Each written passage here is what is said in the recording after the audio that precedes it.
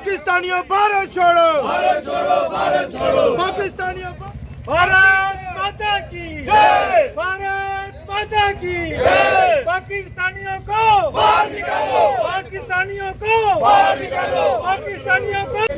पहलगाम के अंदर 26 टूरिस्ट जो वहां पर टूरिस्ट आए हुए थे, उनमें से 26 टूरिस्ट को आतंकवादियों ने कायराना हमला करके धर्म पूछकर मौत की घाट उतारा। वो उनकी शहादत थी देश के प्रति, और देश उस शहादत को कभी नहीं भूलेगा।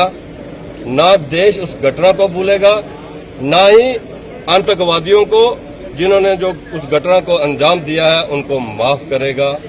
आतंकवाद को लेकर भारत एक है। आतंकवाद को लेकर जीरो टॉलरेंस जो है भारत सरकार की है। उसके बाद भारत सरकार ने, माननीय प्रधानमंत्री नरेंद्र भाई मोदी जी ने एक इमरजेंसी मीटिंग करने के बाद 5 बड़े फैसले लिए।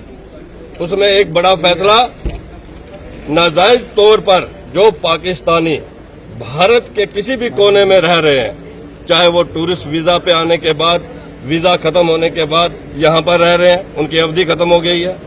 हेल्थ वीजा पे आए, 2 महीने के लिए आए लेकिन 2 साल हो गए हैं तो यहां रह रहे हैं, या लॉन्ग टर्म वीजा जो है अप्लाई किया है और वीजा किसी कारण नहीं मिला है, ऐसे या और भी किसी कारण से इल्लीगल तरीके से जो पाकिस्तानी भारत के अंदर रह रहे हैं, जम्मू कश्मीर के अंदर रह रहे हैं, उनको आइडेंटिफाई करके वापस पाकिस्तान भेजा जाए। ये एक बड़ा फैसला था। जम्मू कश्मीर के अंदर भी बड़े ऐसे पाकिस्तानी जो इल्लीगल तरीके से पिछले कई वर्षों से जम्मू कश्मीर के अलग अलग जिलों के अंदर रह रहे थे, उनको भी आइडेंटिफाई किया गया। उनको भी जो है पाकिस्तान जो है भेजा जा रहा है।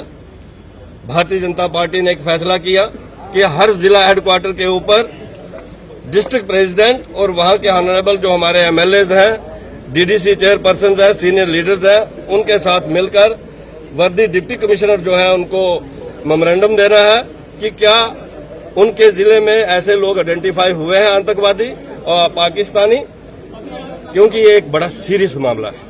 ये भारत की सिक्योरिटी की थ्रेट का मामला है।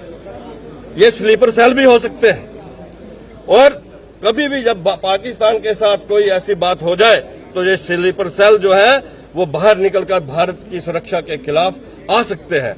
इसलिए रियासी जिले के अंदर हम यहां पर वर्दी डिप्टी कमिश्नर जो है उनसे मिले हैं।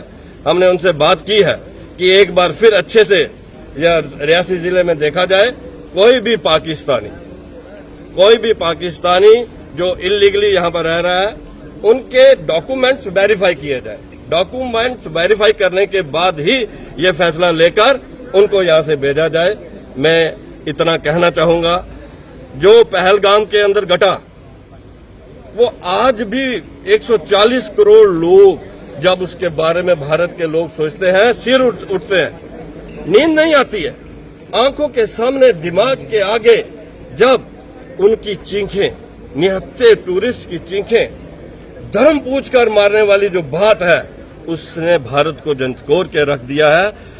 इस घटना को भारत कभी नहीं भूलेगा, और आतंकवादियों को जिन्होंने ये इस घटना को अंजाम दिया है, उनकी कफन पर आखिरी कील जो है वो साबित होगा। मैं इतना कहना चाहूंगा, राष्ट्रीय सुरक्षा को लेकर किसी किस्म का कोई कंप्रोमाइज भारत सरकार नहीं करने वाली है।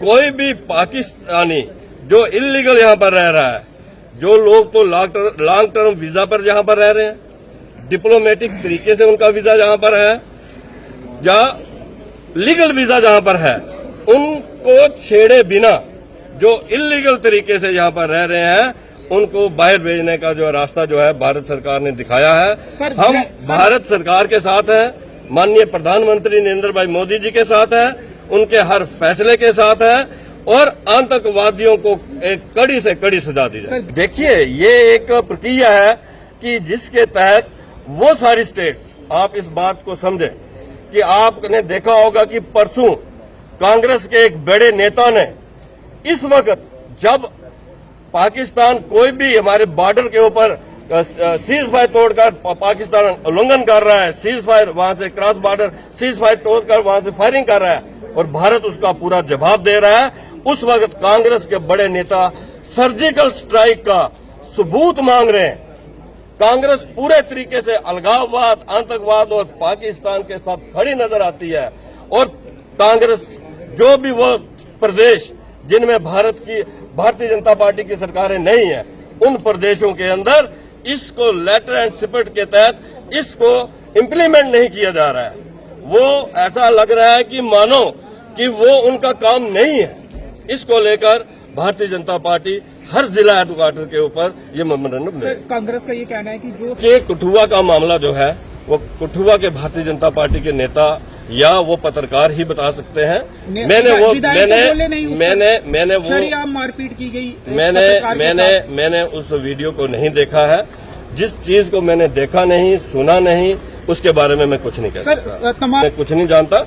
अलबत्ता मेरी आप सबसे ये अनुरोध है कि ये एक ऐसा टाइम है, ये खाली भारतीय जनता पार्टी का मामला नहीं है, देश की सुरक्षा का मामला है।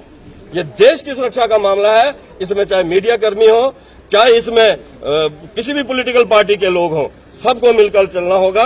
एक दूसरे से कटाक्ष करके, एक दूसरे से लड़कर हम भारत के साथ खड़े नहीं होते तो पूरा लिया जाएगा।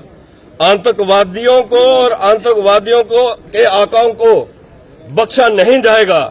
उनको इस भूल की, इस घटना की भरपूर जो है उनको सजा मिलेगी। लेकिन ये मैं जो है वो डिफेंस मिनिस्टर का जो प्रवक्ता नहीं हूं, इसलिए मैं नहीं बता सकता हूं कि युद्ध होगा कि नहीं होगा, किस तरीके से उन लोगों के साथ उनको सजा दी जाएगी, ये भारत सरकार तय करेगी। भारत की जो हमारी फौजें हैं वो सक्षम है किसी भी प्रहार का जवाब देने के लिए। भारत के पास इस समय इतनी ताकत है कि आतंकवादियों को पनाह देने वाले जो आका हैं उनको धूल चटाने के लिए भारत बड़ा सक्षम है।